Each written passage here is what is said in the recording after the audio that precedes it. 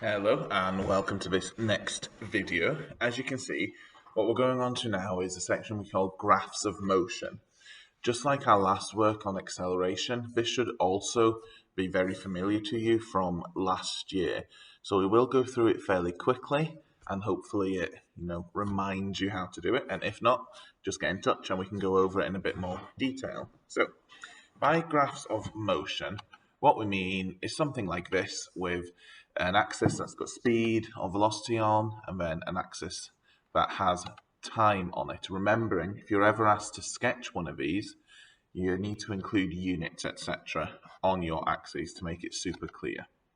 So for example, we've got a car like this.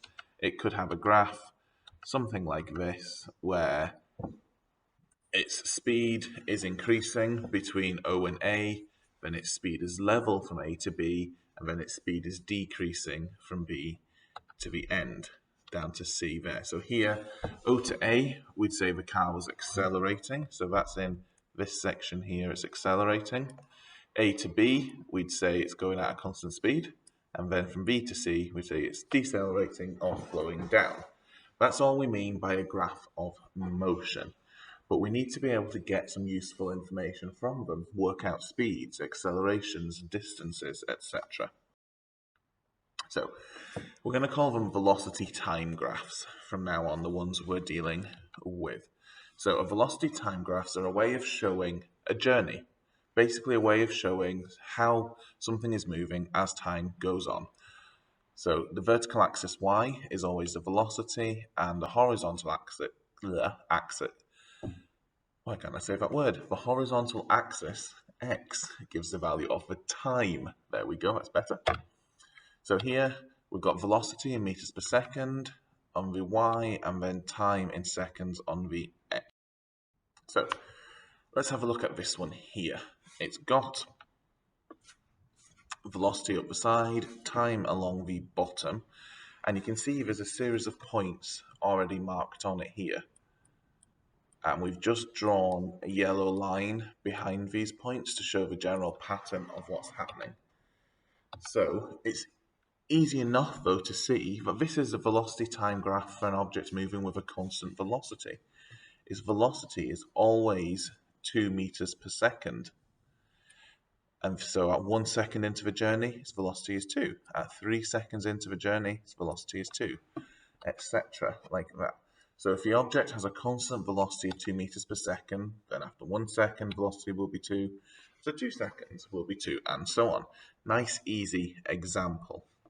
You're unlikely to get a question where it's just asking you to draw a graph or read a graph like that, but you're very likely to get one where part of it is moving at a constant velocity. So you need to be able to recognize it. Quite a standard one is for them to show you a graph and then ask you to explain what's happening during it, describe the motion. So here, let's look at a slightly more complex one, but still not very much. So velocity time again, but as you can see, this time the velocity is increasing. So at 0 seconds, velocity was at 0. At 1 second, the velocity was at 2. At 2 seconds, the velocity was at 4. At 3 seconds, velocity was at 6. So it's increasing all the time. So this is the velocity time graph for an object moving with a constant positive acceleration. And this bit of this is quite important. The constant acceleration means it's always accelerating at the same rate. So it's always getting, in this example, 2 meters per second quicker every second. So if the object starts from rest and has a constant acceleration of 2 meters per second, then after 1 second, velocity will be 2. After 2 seconds, velocity will be 4, and so on.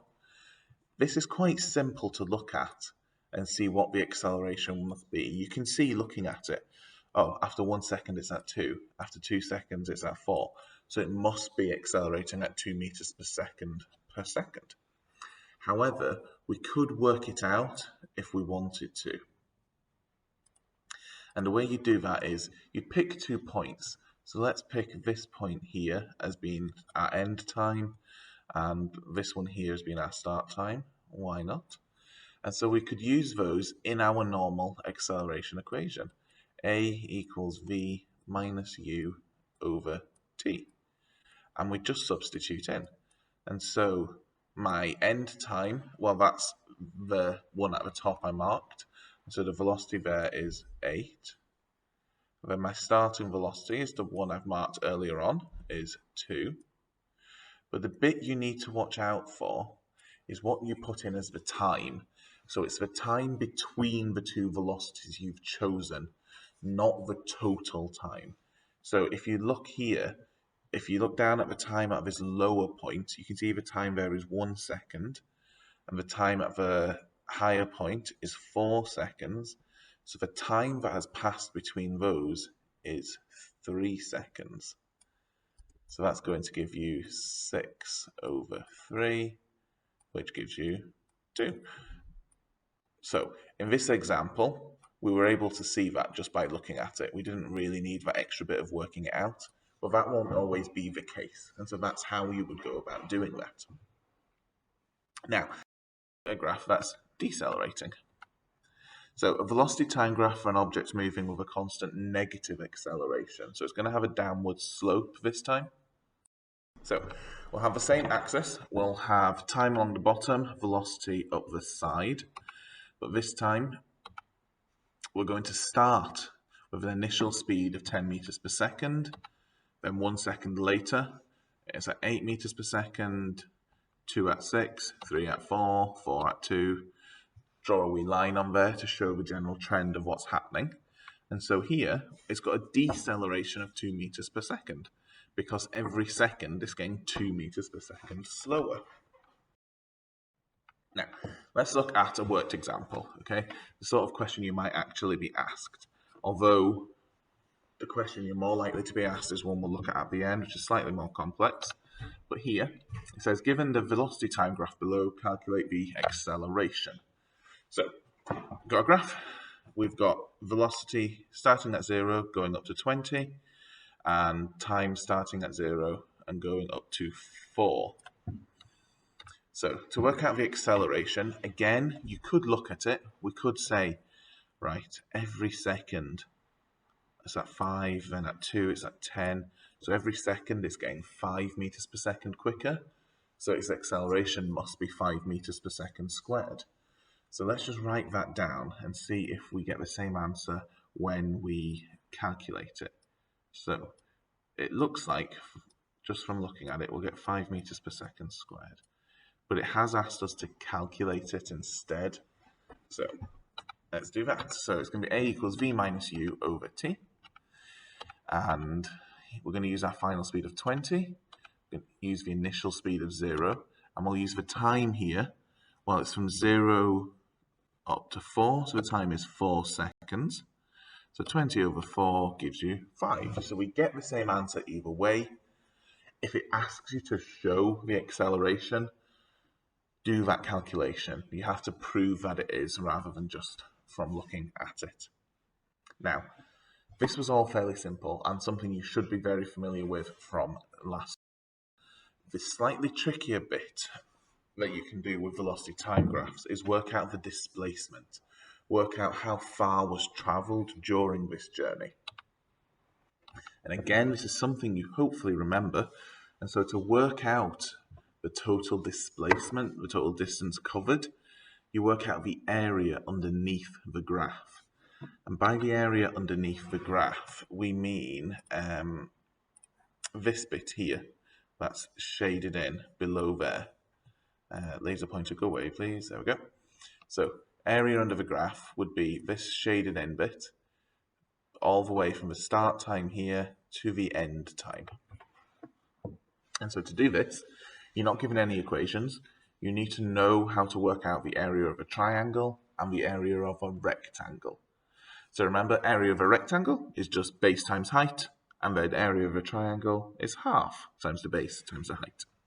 So for this one here, if we wanted to work out the area, it's going to be a half times 4, because the base is going from 0 to 4, times 20, because the height is going from 0 up to 20.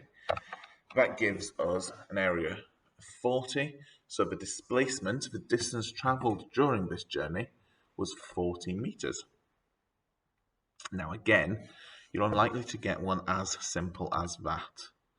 What you're most likely to see is something where you have to split your graph up into different sections and work out each of those areas separately and then smash them all together. So any velocity time graph can be divided up into rectangles and triangles, or at this level it can anyway, where we're only dealing with straight lines. So here, first off, let's just see if we can actually describe what's happening during the journey. So whatever it was, person, vehicle, started at 0, accelerated up to 10 meters per second. Then after 4 seconds, it constantly traveled at 10 meters per second until 8 seconds. Then accelerated again. Accelerated again from 10 up to 20. And that took 4 seconds from 8 to 12.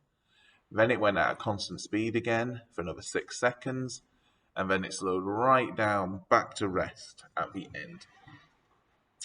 And to work out the distance travelled, the displacement during this, it's still the area underneath, but as you can see, we couldn't just work out that area straight away, so we split it up into different ones.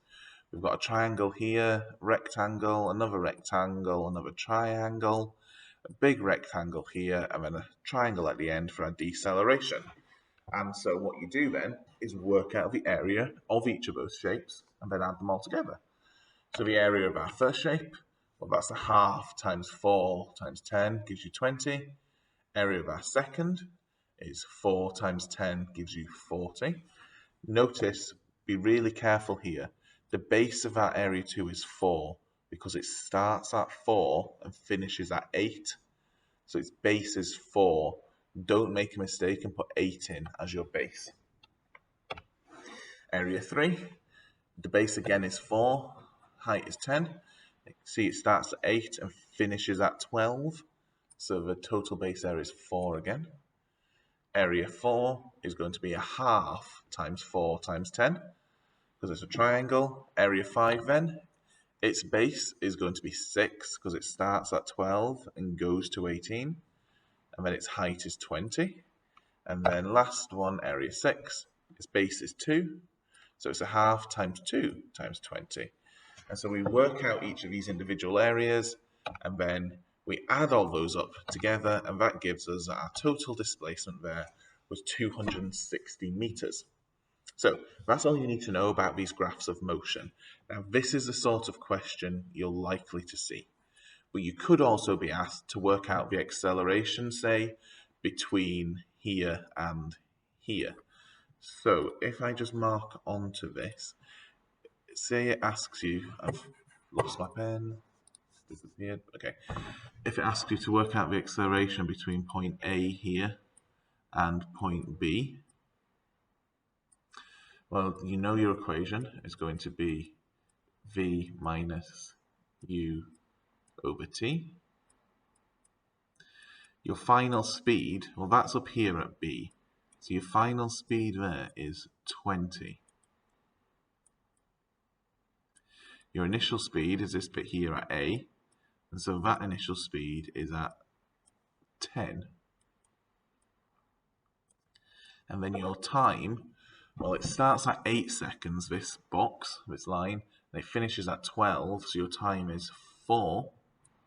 So then your acceleration between there is going to be 10 over 4, which equals 2.5. So that's how you'd be able to work out the acceleration at individual points in here, as well as being able to work out the displacement. So hopefully that was all familiar to you. If you have any questions, you know how to get in touch. Thanks for watching.